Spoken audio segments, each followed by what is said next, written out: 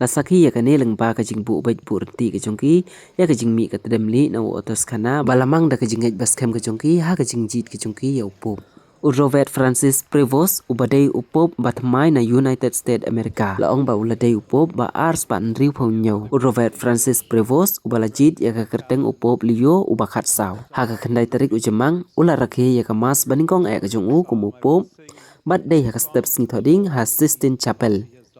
Hakani kasni kila ya don lang ruki kardinal ki balajid ya ha kasni palai. Uliyo la kren lengkot daga ketin paring shua kecing yalap kecung uda ong. Ngakwa ban ong biang ya ki kentin na ka responsorial sam. Ngarwa ya kecing ruai patamai ha utrai namar ba ula le ya ki kamba basisha tang bat ngah ndri bat ngi barok lang. Bat ula ong sisuru ko para kardinal jonga kat bangi dang rakhi mentaka step.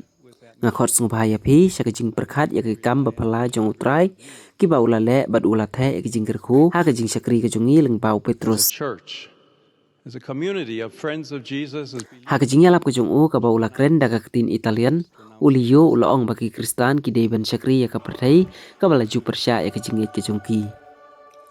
Wat aduk ini kisngi ki don ki jaka ki bala shim ya ki jingit Kristan kalong ka baklem jingmun ka bamut na ka benta ki batlot bat ki bom stan ki jaka ha ka bakhamjit kum ki wepat ki jing pen scam kum ka teknologi ka pisa ka jing job ka bor bat ka jing subha kini ki long ki jing jia ha ka bakam long ka basuk ban yalap ya ka gospel bat ru ban sakhi ya ka jing shisha ka jongka ha ka baki banget ki sha leben ki sha persya bat sha nyoben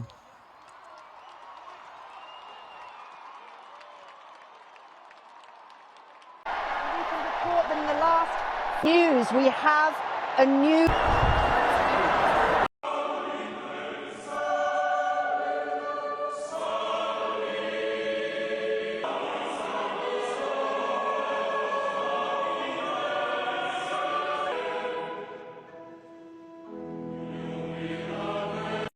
Begin with a word in English, and the rest is in Italian. But I want to repeat the words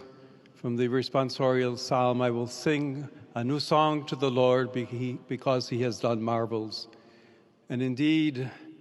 not just with me, but with all of us, my brother cardinals, as we celebrate this morning, I invite you to recognize the marvels that the Lord has done, the blessings that the Lord continues to pour out upon all of us.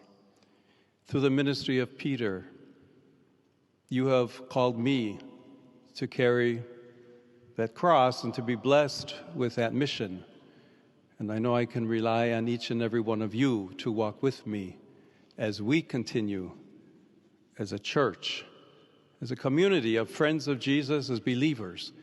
to announce the good news, to announce the gospel.